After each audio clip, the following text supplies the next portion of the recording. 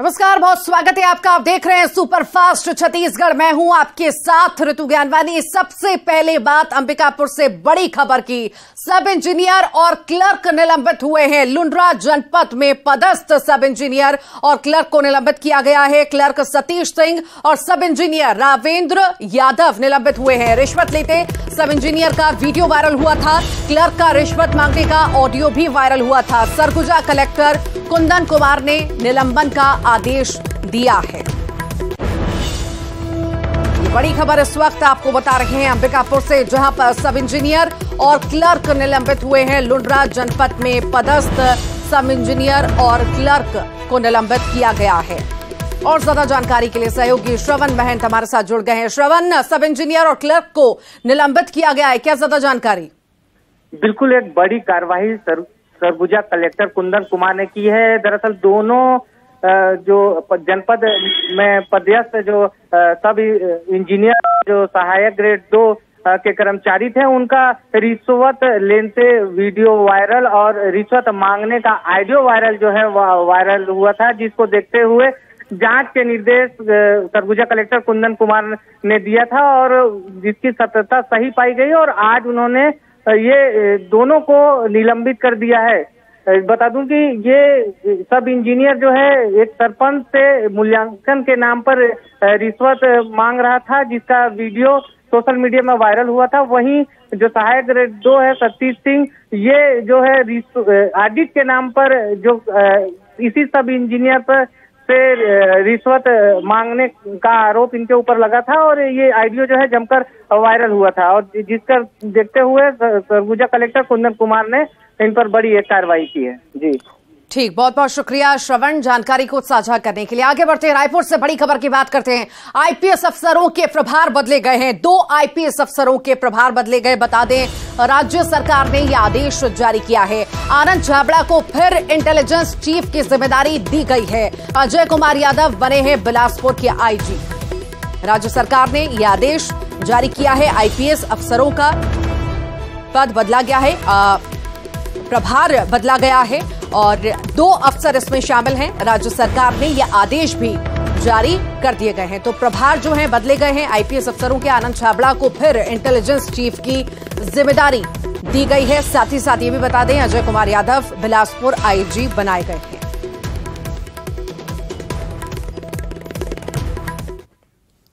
बलौदाबाजार से जुड़ी ये बड़ी खबर है। सिमगा पुलिस की बड़ी लापरवाही देखने को मिली है। पुलिस की गिरफ्त से आरोपी फरार हुआ है। लापरवाही के बाद पुलिस कर्मियों के खिलाफ कार्रवाई भी देखने को मिली। एसएसपी ने 5 पुलिस कर्मियों को निलंबित कर दिया। चोरी के मामले में पूछताछ के लिए आरोपियों को थाने लाया गया था। बीते दिनों सूने मकान में चोरी हुई थी। सिमगा थाना क्षेत्र का ये पूरा मामला। पुलिस की गिरफ्त से आरोपी फरार हुआ है। लापरवाही के बाद पुलिस कर्मियों के खिलाफ कार्रवाई भी हुई है। बता दें, एसएसपी ने 5 पुलिस कर्मियों को निलंबित कर दिया है। रायपुर से एक और बड़ी खबर है। जुलूस में तलवार लहराना युवकों को महंगा पड़ गया। 5 नाबालिग इसमें शामिल हैं। 5 नाबालिग सहित 13 आरोपी गिरफ्तार हो चुके हैं। 8 तलवार, 3 चाकू और 2 पिस्टल नुमा लाइटर भी जब्त किए गए हैं। जुलूस में खुलेआम ये तलवार लहरा रहे थे। ये पूरा जो मामला है आजाद चौक का बताया जा रहा है। फिलहाल आजाद चौक पुलिस ने इन लोगों को गिरफ्तार कर लिया है और पूरे ही मामले में पूछताछ जारी है।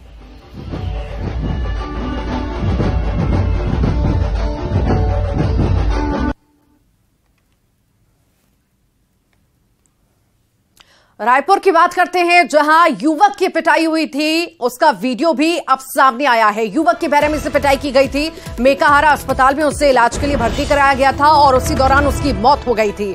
मंदिर हसौद के चंदखुरी बस्ती का यह पूरा मामला है।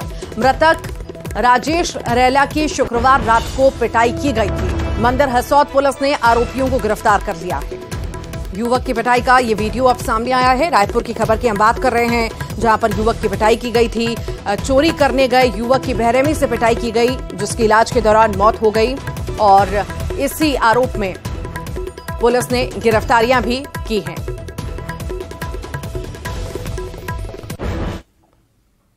राजधानी रायपुर में आज 2 सड़क हादसे हुए। एक शख्स की मौत हो गई जबकि एक शख्स बाल बाल बच गया। पहला मामला आपको बताते हैं रायपुर के अभनपुर थाना क्षेत्र का, जहां अभनपुर के राजिम रोड राठी इलाके में हाईवा की चपेट में आने से एक बाइक सवार की मौत हो गई। हादसे के बाद ड्राइवर मौके से फरार हो गया। इस हादसे का सीसीटीवी फुटेज भी सामने आया है। हादसे के बाद मौके पर पहुंची पुलिस ने शव को पोस्टमार्टम के लिए भिजवाया और फरार हाईवा चालक की तलाश शुरू की। दूसरा हादसा रायपुर के चोपड़ी नाका के पास हुआ, जहां टिकरा पारा थाना क्षेत्र में एक ट्रक ने एक बाइक सवार को अपनी चपेट में ले लिया। गनीमत यह रही कि इस हादसे में बाइक सवार की जान बाल बाल बच गई। ये 2 तस्वीरें आपको दिखा रहे हैं राजधानी रायपुर की, जहां पर 2 दर्दनाक हादसे हुए। एक हादसे में युवक की मौत हो गई, एक हादसे में युवक की जान बाल बाल बची। मनेन्द्रगढ़ से बड़ी खबर है। 13 हाथियों के दल ने गांव में उत्पात मचाया है। पंचायत च्यूल गांव के खेतों में खड़ी फसल को रौंद दिया। किसानों को भारी नुकसान की आशंका है। वन विभाग की टीम ने जंगलों में खदेड़ा है। कई दिनों से हाथियों का भरतपुर में डेरा डला हुआ है। वन विभाग ने गांव में मुनादी भी कराई है। हाथियों का दल जो डेरा डाले हुआ है और लगातार किसानों को भारी नुकसान भी हो रहा है इससे।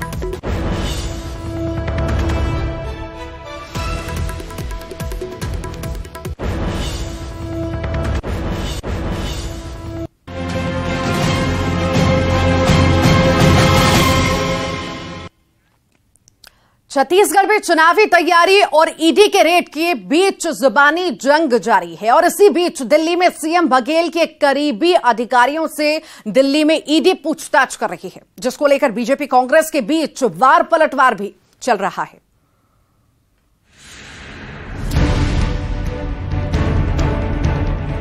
एक तरफ दिल्ली में छत्तीसगढ़ सरकार के अधिकारियों से पूछताछ चल रही है, तो इस मुद्दे पर चुनावी मौसम में रायपुर में जुबानी जंग तेज हो गई है। सीएम बघेल के राजनीतिक सलाहकार विनोद वर्मा से पूछताछ जारी है, जबकि उनके ओएसडी मनीष मंछोर, आशीष वर्मा को भी बुलाया गया है। उधर भ्रष्टाचार को लेकर धर्मलाल कौशिक ने सरकार पर निशाना साधा। देखो, प्रदर्शन करने की आवश्यकता नहीं है, ये तो लगातार ये लोग करते रहते हैं कि जहां उनको सूचना मिलेगी, जहां उनको सर्च होगा और जो भी सूत्र उनके होंगे तो ईडी अपना काम करेगी। धरना देने से मुझे लगता है कि कोई फायदा होने वाला नहीं है।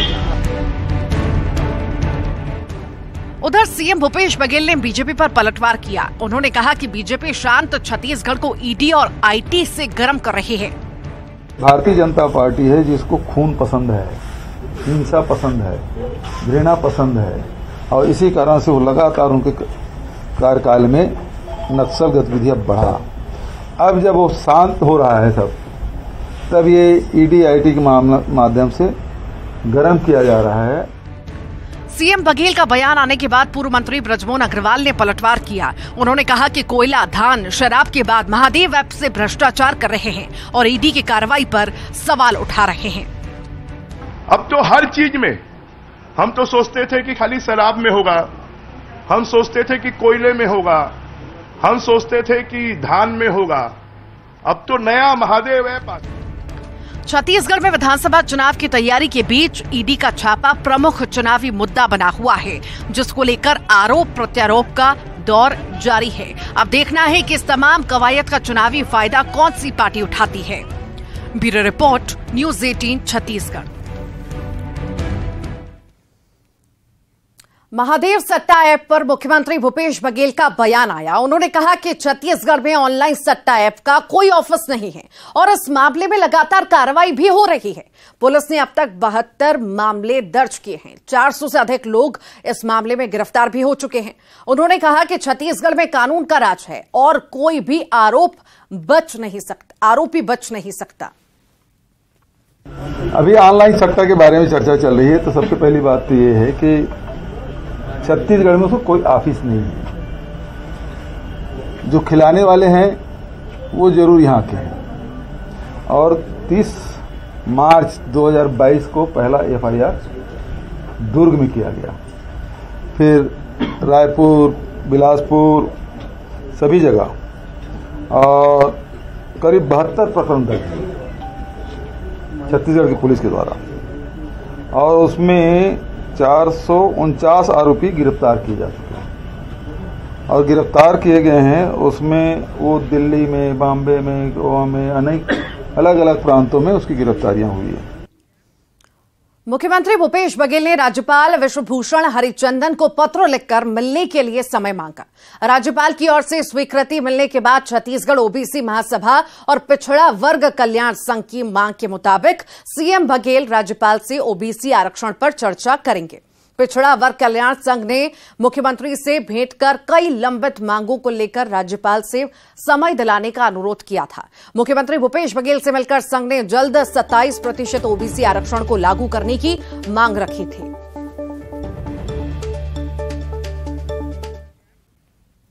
विधानसभा चुनाव को लेकर बीजेपी प्रदेश चुनाव कार्य समिति की रायपुर में बैठक हुई, जिसमें पूर्व सीएम रमन सिंह, प्रदेश अध्यक्ष अरुण साव, राज्यसभा सांसद सरोज पांडे, पूर्व मंत्री बृजमोहन अग्रवाल समेत कार्य समिति के सभी सदस्य शामिल हुए। बैठक में चुनाव की तैयारियों की समीक्षा की गई। इसी के साथ ही बीजेपी प्रत्याशियों की दूसरी लिस्ट पर भी मंथन हुआ। इस दौरान पार्टी से टिकट के दावेदार भी बीजेपी दफ्तर पहुंचे। छत्तीसगढ़ बीजेपी घोषणा पत्र समिति के समन्वयक और दुर्ग लोकसभा के सांसद विजय बघेल इन दिनों बिलासपुर संभाग के दौरे पर हैं। लगातार वे लोगों से मिलकर उनके रुझान भी जान रहे हैं, प्रयास कर रहे हैं। भिलाई पहुंचने पर न्यूज 18 से विजय बघेल ने एक्सक्लूसिव बातचीत में ईडी, सीडी और धर्मांतरण के मामले पर सरकार को जमकर घेरा। भारतीय जनता पार्टी कहती है हर धर्म का सम्मान करें, लेकिन हम किसी धर्म के आक्षेप ना करें, उनकी भावनाओं को सम्मान करें, उनको सहयोग करें, प्रेम करें। लेकिन दूसरे तरफ कांग्रेस धर्मांतरण को हमेशा बढ़ावा दी है और ये इतिहास गवाह है और ये छत्तीसगढ़ में भी होने लगा है। तो बहुत दुख की बात है। धर्मांतरण जहाँ हो रहा है उसको रोकने के लिए हमारे साथी लोग जाते हैं, कुछ विश्व हिंदू परिषद के, कुछ बजरंग दल के लोग जाते हैं, कुछ अन्य लोग जो इससे अभिशप्त हैं वो लोग जाते हैं। तो पुलिस कार्रवाई जो धर्मांतरण करने वाले हैं उसके ऊपर ना करके जो रोकने जा रहे हैं उसके ऊपर करती है। इसके लिए कोई ठोस कानून बनना चाहिए और हम निश्चित रूप से जब सरकार आएगी तो इस पर रोक लगाएंगे और जो अव्यवस्था फैल रही है उससे छत्तीसगढ़ को बचाएंगे। बीजेपी प्रदेश महामंत्री ओपी चौधरी का बयान आया है। सीएम भूपेश बघेल पर उन्होंने निशाना साधा। नकली सरकार कर रही क्रेडिट लेने की कोशिश, नकली मुख्यमंत्री कर रहे हैं क्रेडिट लेने की कोशिश। बीजेपी सीएम भूपेश बघेल को गंगा जल भेजेगी। बीजेपी ने सीएम बघेल को चुनौती दी है। चावल खरीदी पर सीएम बघेल कसम खाएं कि प्रदेश में चावल खरीदी में केंद्र का योगदान नहीं है।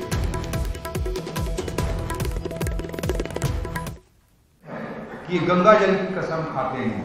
आप सब ने देखा था कि हाथ में गंगा जल उठा के इन्होंने कसम खाया था।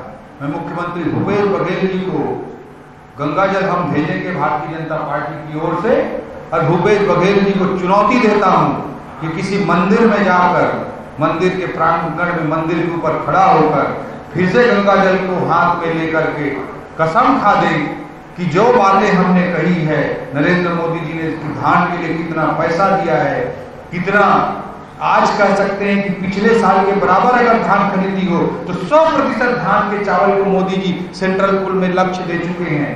तो भूपेश बघेल जी गंगा जल की कसम खा दे कि हम जो बात बोल रहे हो गलत है, या नरेंद्र मोदी जी की सरकार चावल खरीद करके धान खरीदी आज जो हो रही है उनके कारण, नरेंद्र मोदी जी की सरकार के कारण नहीं हो पाए, उसके लिए मोदी जी को के कारण हो पा रही है। ये अगर गलत है तो गंगा जल की कसम खा दें। मुख्यमंत्री भूपेश बघेल जी को हम गंगा जल से कसम खाने की चुनौती दें।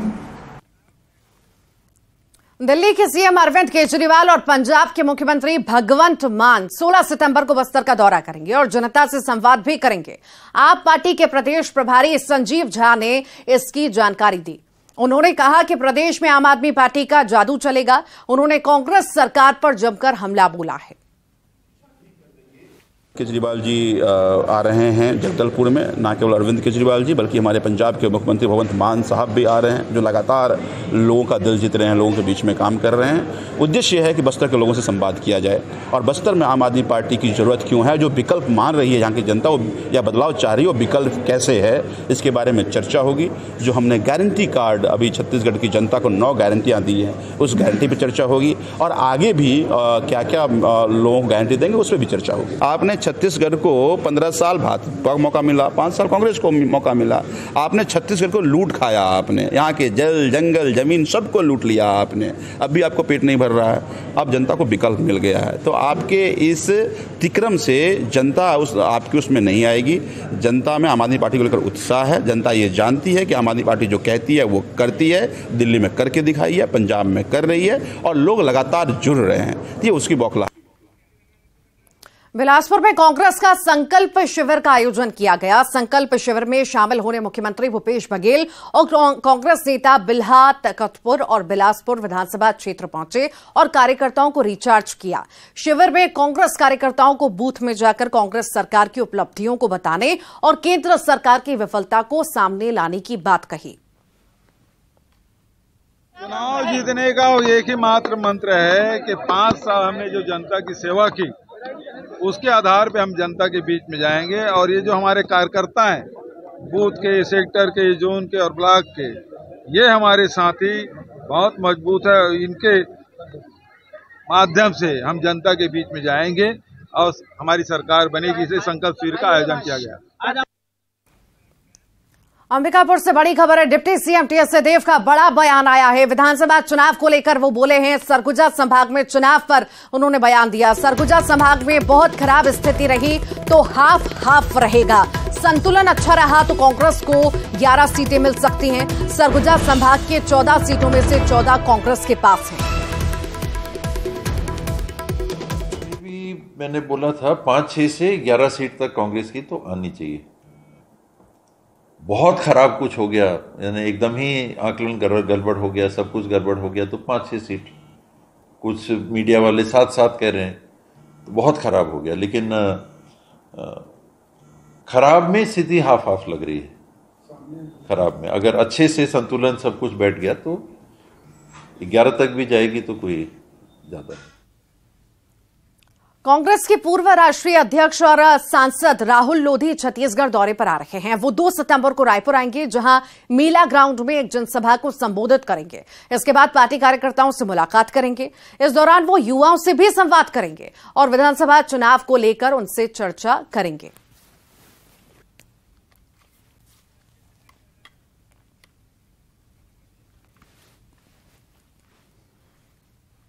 और आइए अब देखेंगे 25 सेकंड में खबर।